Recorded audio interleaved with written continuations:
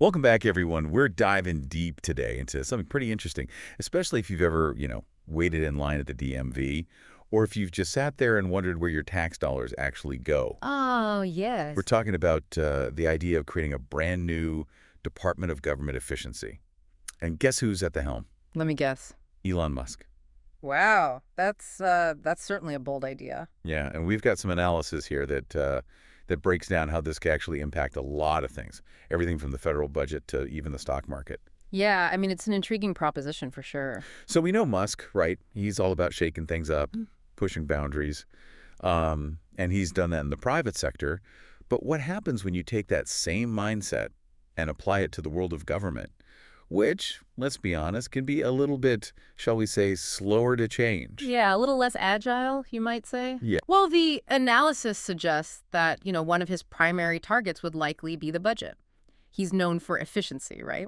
So in this case, that probably would mean finding ways to streamline operations, cut costs, across the board. Yeah, and I think we've all had those moments where we're dealing with a government agency and we think there has got to be a better way to do this. So where would he even begin? Well, one area the analysis highlights is automation and AI. Think about it. You're at the DMV, mountains of paperwork. Oh, yeah. What if robots handled those processes? You could potentially speed things up, reduce errors, Uh-huh. free up human employees for more complex tasks. That's a pretty compelling idea, I have to admit. Right. But let's be honest. The idea of robots handling our government services, I mean, that's got to raise some eyebrows, right? Yeah, of course. So what are some of the downsides we have to think about here? Well, job displacement is a real concern. We have to think about the people whose livelihoods could be impacted by that kind of automation. Right. And then you have the ethical implications, right, of AI making decisions in government. Uh-huh. So we have to make sure that these systems are fair, Right. transparent, accountable. It can't just be about efficiency. It's got to be about using these technologies responsibly. That's a really crucial point. It's not just replacing humans with robots. There has to be a plan, right? Like, Right. what happens to those workers? And we have to make sure AI is being used ethically. Yeah. So what other areas does the analysis suggest that Musk might target for these efficiency gains? Another big one is government procurement.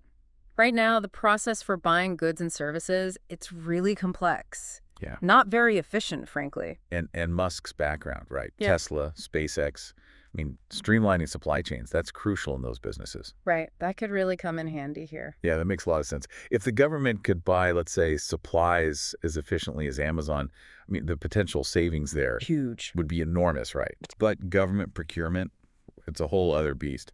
Mm. Do you think he could really overcome all those bureaucratic hurdles? It wouldn't be easy. There are layers of regulations and oversight in place, and for good reason. But the analysis suggests he might try to leverage things like technology and data analysis to kind of identify where costs could be cut and where processes could be streamlined. So it's about finding ways to work within the system that exists, but still make it better, make it more efficient. Yeah, make it smarter. Okay. What about the government programs themselves? You always hear talk about cutting programs that just aren't working, but it seems like a political minefield. You know what I mean? Absolutely, yeah. The analysis does suggest that Musk might take a look at program effectiveness, really seriously consider cutting those that aren't meeting their goals. But, it's politically really difficult to completely eliminate a program, Oh, yeah. even if it's not really working as intended. So even with the best intentions, I mean, there are going to be roadblocks and pushback. It's not just snapping your fingers and the government's more efficient. Right, not quite that easy. There are these complex systems in place, and then there are the political realities as well. Yeah, it's a bit more complicated than that. Okay, so we've talked about the potential for budget cuts through automation, Right. procurement reform, program evaluations. Yeah.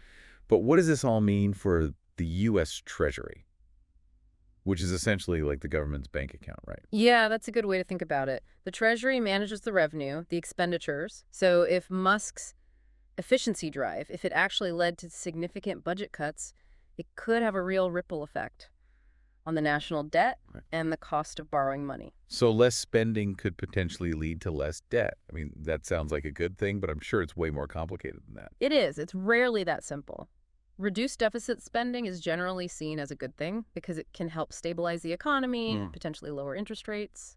But we also have to think about, what are the consequences of these cuts? Right. What programs might be affected? Uh, How would those cuts impact different communities, different individuals? it's about finding that balance, right, between fiscal responsibility and making sure that essential services are still being provided. Exactly. Yeah, it's a complex equation. A lot of moving parts. Okay, so we've covered the potential impact on the budget, the Right. Treasury. Mhm. But now let's talk about the stock market. Mm. This is where things get really interesting, right, for a lot of people. How could a Musk-led Department of Government efficiency impact Wall Street? Well, I mean, the stock market is always sensitive to any changes in the economic or political landscape. Yeah. And Musk's involvement in government, that's a major shakeup. Yeah. So there's definitely potential for some positive reactions from investors, but also maybe some negative ones, right? So some investors might see this and say, okay, the government is finally getting serious about innovation and efficiency. Yeah. But others might be a little bit wary and think, well, this could lead to disruption. This could lead to volatility. I mean, it's a gamble, right? Absolutely. There's really no way to predict with certainty how the market would react. Certain sectors, like technology, infrastructure, they might see a boost from the potential for more government investment in those areas. But other sectors that rely on government contracts or subsidies, they could be negatively impacted if he starts cutting back on spending. It sounds like we're in for a wild ride if this actually happens. Yeah, it's hard to say for sure. A Musk-led Department of Government Efficiency, it could be a game changer. But it comes with a lot of unknowns. A lot of potential, but a lot of potential pitfalls, too. Yeah, and it really raises some fundamental questions about the role of innovation and disruption in the public sector. It's definitely an interesting thought experiment. All right, well, we've covered a lot of ground here in this first part of our deep dive. Yep. We've explored the potential impact of a Musk-led department on the budget, the Treasury, the stock market. But there's still a lot more to talk about. There is. So when we come back, we're going to delve deeper into how this hypothetical department could impact specific sectors of the economy. We'll explore the potential for innovation, but also the potential for disruption. Sounds good. Stay with us. Welcome back. Before we get into specific sectors, I think it's worth pointing out that one of the most interesting aspects of this analysis is the potential for long-term economic growth, stemming from increased government efficiency. Oh, interesting. So it's not just about saving money right now. Right. Think of it this way. If the government is running more efficiently, it could free up resources, financial and human resources that could then be invested in areas that actually drive economic growth. Things like infrastructure, education, scientific research. So it's not just trimming the fat. Right. It's about using those savings strategically to really fuel progress in other areas. Exactly. A more efficient government could create a much more attractive environment for businesses to operate in, leading to more investment, more job creation. It's about creating kind of a positive feedback loop. Yeah. Where efficiency in one area leads to growth in other areas. That makes a lot of sense. And this is where Musk's background, right, in disruptive technology, that really comes into play. Yeah. I mean, he's not known for just making small improvements. No, he's not. And that's a key point. The analysis suggests that his leadership could lead to a surge in public-private partnerships, especially in areas like AI, cybersecurity, cloud computing. I mean, think about the potential for companies like SpaceX or Tesla to partner with the government on innovative projects. Now you're talking my language. Okay. SpaceX tech being used to streamline package delivery. Right. Or Tesla batteries powering government buildings. It's like a sci-fi movie. It is exciting to think about, but we also have to be realistic about the challenges, right? Sure. Government bureaucracy. Yeah. Political gridlock, the sheer scale of government operations. I mean, those can be major obstacles to innovation. And even if you could overcome those hurdles, there are ethical things to consider too. Oh, absolutely. For instance, when you have private companies playing a bigger role in delivering public services, you have to have strong safeguards in place. Right. To prevent conflicts of interest and ensure that the public good is really the top priority. So transparency and accountability become even more important when you're kind of blurring the lines between public and private. Exactly. It's not just, can these innovations work, but should they work? And in a way that benefits everyone. Yeah, you've hit the nail on the head. This whole hypothetical scenario really forces us to think deeply about how we want government to work in the 21st century. Yeah, it's not a simple equation. No. We want efficiency, but not at the expense of our values. And speaking of the future, one of the things that really jumped out at me in this analysis was the suggestion that his leadership could actually spark the creation of entirely new industries. That's where things get really interesting. It's not just about making existing systems more efficient. It's about really thinking outside the box Yeah. and potentially creating whole new sectors of the economy. So we're not just talking about making the DMV a little bit faster. Mhm. We're talking about potentially transformative changes on a much larger scale. What are some examples? Like, what kind of innovations are we talking about? Well, imagine things like Hyperloop transportation systems connecting cities across the country, Wow. or large-scale carbon capture technologies to combat climate change. Okay. The analysis even suggests we might see asteroid mining operations Whoa. to extract valuable resources from space. Okay, now that is next level thinking. I know Musk is known for his big ideas, Yeah. but are these really feasible? I mean, within the realm of government.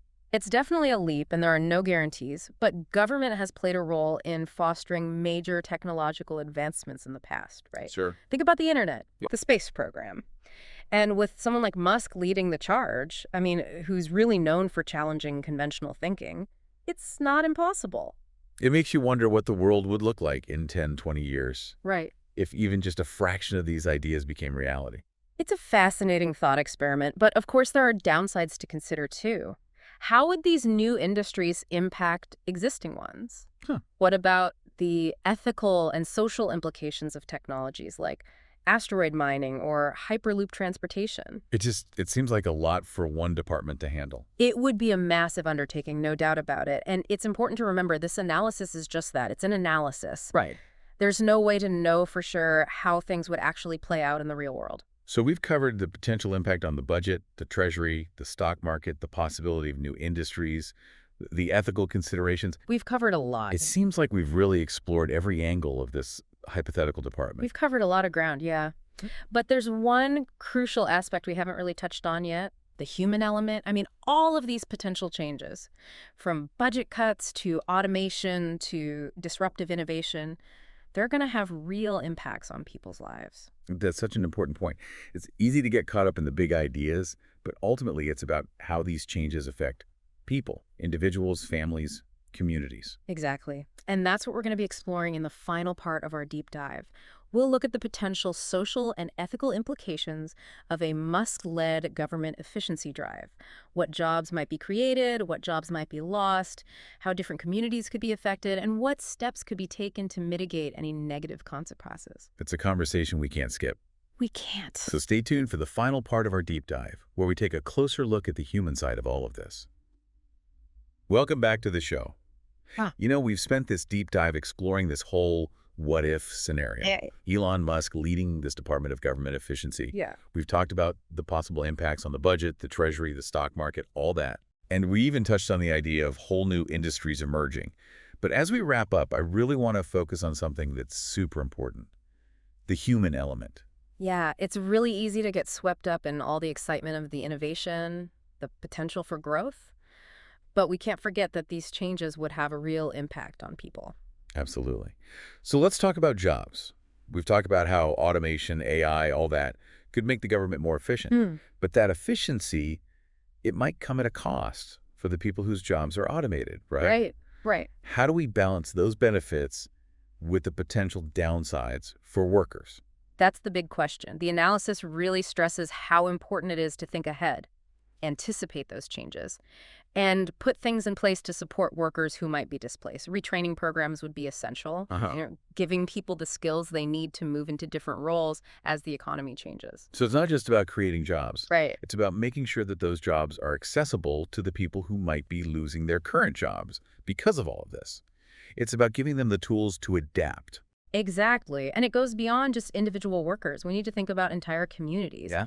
The analysis suggests that some communities are going to be more vulnerable to job displacement than others, depending on what types of jobs are most common in those areas. So these changes, they could potentially make existing inequalities worse. That's the risk.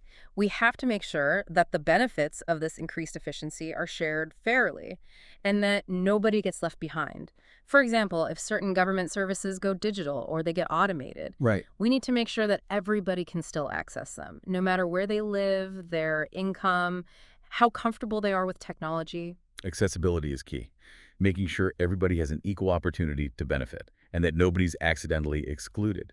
So it's creating a more inclusive future, not just a more efficient one. That's it, yeah. And that might mean having policies to support workforce development to encourage people to start their own businesses. Yeah. And investing in infrastructure in communities that might otherwise fall behind. Sounds like it would take a lot of careful planning and thought to get this right. Oh, no doubt about it. It would be incredibly complex.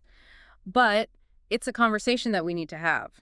A more efficient government that has the potential to be really beneficial.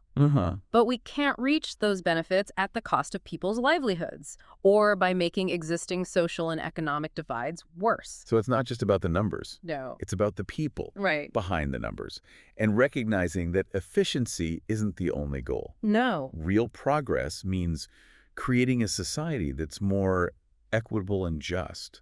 Yeah, I think that sums it up perfectly. This whole hypothetical scenario has been so interesting to think about. The future of government and the role innovation could play. It has been a really thought-provoking deep dive. And Taz. We've explored the potential impact on the budget, the Treasury, the market, new industries, and of course the human side of it all. But with something this complex, there aren't any easy answers. No, and that's part of what makes it so fascinating. It makes us think critically about the choices we're facing as a society. Yeah. And consider the potential consequences of those choices. And at the end of the day, those choices are up to all of us.